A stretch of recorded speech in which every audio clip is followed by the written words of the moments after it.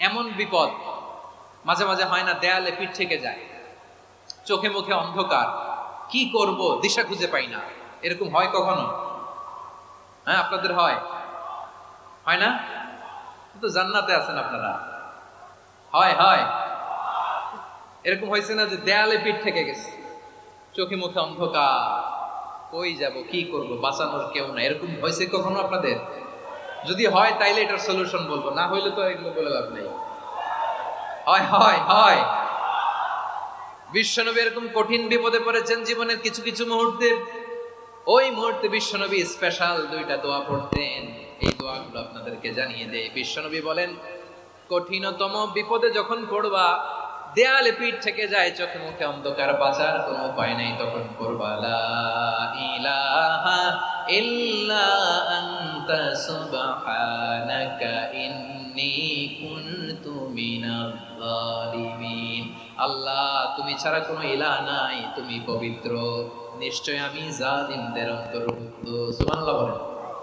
এই দোয়া সাইয়েদনা ইউনূস আলাইহিস সালাম পড়েছিলেন যখন মাছের পেটে ছিলেন। কিসের পেটে? এবং অনেক মুফাসসিরিন একরাম বলেছেন, অনেক আহলুল ইলমরা বলেছেন, এটা হচ্ছে ইসমে আজম। ইসমে আজম এমন দোয়া যেটা দিয়ে দোয়া করলে আল্লাহ দোয়া কবুল করে, কিন্তু এটা কোনটা, এটা নিয়ে ইখতিলাফ আছে। কোন কোন আহলুল ইলম বলেন এই লা ইলাহা ইল্লা আনতা সুবহানাকা ইন্নী কুনতু মিনাল যালিমিন, এটা হচ্ছে ইসমে আজম। সাইয়েদনা ইউনূস আলাইহিস সালাম পড়েছেন, আপনারা পড়েননি? তুফান হইলে পড়েন না? আমাদের এলাকায় তো এটা খুব, এটার উপর ব্যাপক আমল আছে। পটুয়াখালীতে কি অবস্থা বলেন? পড়েন পড়েন পড়েন পড়েন। একটা গল্প শুনেছিলাম, পাক হানাদার বাহিনী যখন বাংলাদেশে অ্যাটাক করতো, ৭১ সালের ঘটনা বলতেছে, আমরা তো দেখি নাই, শুনছি আর কি। ৭১ যদি দেখতাম এতদিনে রাজাকার হয়ে যেতাম। আল্লাহ আমাদেরকে বাঁচাই দিছে, আল্লাহর মেহেরবানি, ঠিক কিনা বলেন? মন মতো হইলে মুক্তিযোদ্ধা, মন মতো না হইলে রাজাকার।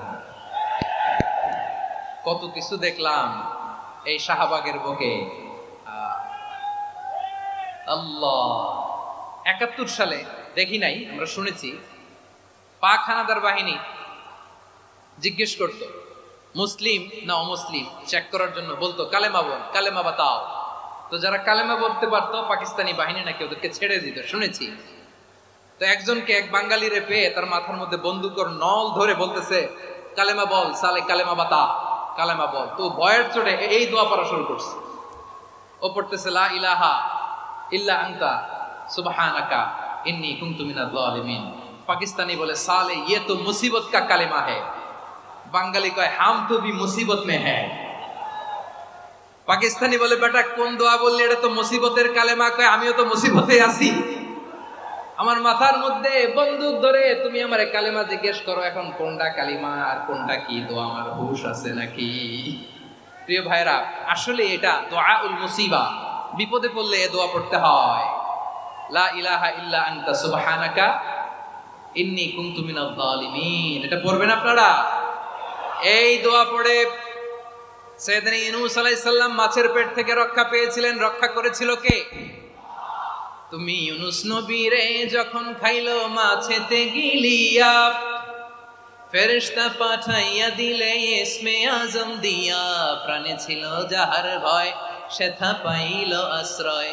প্রাণে ছিল যাহার ভয়, সেথা পাইল আশ্রয়। মাছের পেট হতে সে যে পেল পরিত্রাণ। আল্লাহু আল্লাহু তুমি জাল্লে জালালুহু, শেষ করা তো যায় না গে তোমার গুণগান। আল্লাহু আল্লাহু, সুবহানাল্লাহ পড়ে। লা ইলাহা ইল্লা আনতা সুবহানাকা ইন্নী কুনতু মিনাল যালিমিন। বিশ্বনবী বললেন, দেয়ালে পিঠ থেকে গেলে, চোখে মুখে অন্ধকার, বাঁচার কোনো উপায় নাই, তখন এই দোয়াটা পড়তে হবে। এই দোয়া পড়ে আল্লাহর কাছে ফরিয়াদ করলে বিপদ মুক্ত করবেন কে? কেন এই দোয়াটা আল্লাহর কাছে বড্ড প্রিয় জানেন আমার ভাইয়েরা? কারণ এই দোয়ার মধ্যে 3টা জিনিস আছে। আমি যেরকম আঙ্গুল উঁচু করেছি, এরকম করেন তো। 3টা। কয়টা? 3টা। 1 নম্বরে হচ্ছে তাওহীদ, 2 নম্বরে তাসবিহ, 3 নম্বরে তাকরীর। আই রিপিট, আবারও বলছি, 1 নম্বরে তাওহীদ, 2 নম্বরে তাসবিহ, 3 নম্বরে তাকরীর। এই দোয়াটা আল্লাহর কাছে এত পছন্দনীয় কারণ এ দোয়ার প্রথম অংশে আছে তাওহীদ, আল্লাহর একত্ববাদের ঘোষণা। লা ইলাহা ইল্লা আনতা, ও আল্লাহ আপনি ছাড়া কোনো ইলাহ নাই, উপাস্য নাই। এই কথা বললে আর আল্লাহ বড় খুশি হয়ে যায়। সুবহানাল্লাহ পড়েন। এ দোয়ার দ্বিতীয় অংশে আছে তাসবিহ, মানে আল্লাহর প্রশংসা, প্রশংসা সূচক বাণী। সুবহানাক সুবহানাক সুবহানাক, ও আল্লাহ আমি আপনার পবিত্রতা ঘোষণা করছি। সুবহানাক, এই কথা শুনলেও আল্লাহ খুশি হয়ে যায়। সুবহানাল্লাহ পড়েন। এই দোয়ার তৃতীয় অংশে আছে তাকরীর, তাকরীর মানে পাপের স্বীকৃতি। তাকরীর মানে কি? তাকরীর মানে পাপের স্বীকৃতি। এই দোয়ার তৃতীয় অংশে আছে ইন্নী কুনতু মিনাল যালিমিন, ও আল্লাহ আমি জালিমদের অন্তর্ভুক্ত। আল্লাহ আল্লাহ আমি জালেম, আল্লাহ আমি ভুল করেছি, অন্যায় করেছি, আল্লাহ আমি জালেমদের অন্তর্ভুক্ত। এই পাপের স্বীকৃতি, অ্যাকনলেজমেন্ট আল্লাহ বড় পছন্দ করেন। যখন আল্লাহর কাছে আপনি ছোট হবেন, ছোট হতে হতে যত ছোট হবেন, ওই দৃশ্যটা দেখতে আল্লাহ বড় পছন্দ করে। সুবহানাল্লাহ বলে। 3 নম্বর অংশ ইন্নী কুনতু মিনাজ যালিমিন, আল্লাহ আমি জালেমদের অন্তর্ভুক্ত। সাইয়েদনা আদম আলাইহিস সালাম ভুল করে যখন নিষিদ্ধ গাছের ফুল খেয়ে ফেললেন, ফল খেয়ে ফেললেন, আল্লাহ বললেন আদম ক্ষমা পেতে চাইলে তুমি আর হাওয়া মিলে স্বীকৃতি দাও, পাপের স্বীকৃতি আর পড়ো। ও আল্লাহ আমি আদম আর হাওয়া জালামনা আনফুসানা, আমরা আমাদের নফসের উপর বড় জুলুম করেছি। আল্লাহ ওয়া ইল্লাম তাগফির লানা ওয়া তারহামনা, আপনি যদি ক্ষমা না করেন, আপনি যদি দয়া পরবশ না হন, আপনি যদি রহম না করেন, আমরা তো ক্ষতিগ্রস্তদের মধ্যে শামিল হয়ে যাব। এই দোয়া করার সাথে সাথে সাইয়েদনা আদম আর হাওয়া আলাইহিস সালামকে ক্ষমা করে দিলেন কে? তাহলে এই দোয়ার 3 নম্বর অংশ তাকরীর, এটা আল্লাহ বড় পছন্দ করে। আমার কলিজার টুকরা ভাইয়েরা, গুনাহ করে শিকার যেতে হবে, এটা আল্লাহ ভালোবাসেন। সাইয়েদনা আবু বকর রাদিয়াল্লাহু তাআলা আনহু বিষ্ণু ইসা ইসলামকে বললেন, ইয়া রাসূলুল্লাহ আল্লিমনি দুআআন আদউ বিহি ফি সালাতি, নবী হে আপনি আমার এমন একটা স্পেশাল দোয়া শিখায়া দেন যে দোয়াটা আমি নামাজে পড়ব। নবী বললেন, তাহলে তুমি পড়ো আল্লাহুম্মা ইন্নী যালামতু নাফসি যুলমান কাসীরান ওয়া লা ইয়াগফিরুদ যুনুবা ইল্লা আনতা ফাগফিরলি মাগফিরাতাম মিন ইনদিকা ওয়ারহামনি ইন্নাকা আনতাল গফুরুর রহিম। সুবহানাল্লাহ। সালাম ফেরানোর আগে পড়েন, কথা কয় না, পড়েন পড়েন। ও আবু বকর, নামাজে যদি দোয়া করতে মনে চায় এই দোয়াটা পড়বা, আল্লাহুম্মা ইন্নী যালামতু নাফসি, আল্লাহ জুলুম করেছি আমার নফসের উপর, যুলমান কাসীরা, অনেক জুলুম, ওয়া লা ইয়াগফিরুদ যুনুবা ইল্লা আনতা, আপনি ছাড়া এই জুনুব, এই পাপ ক্ষমা করার দ্বিতীয় কোনো রব নাই। আছে? আল্লাহ ছাড়া আমাদের গুনাহ আর কে কে ক্ষমা করতে পারে বলেন তো? কে পারে? কে? এজন্য আল্লাহরে বলবেন, আল্লাহ আমি ছাড়া তোমার গোলামের অভাব নাই।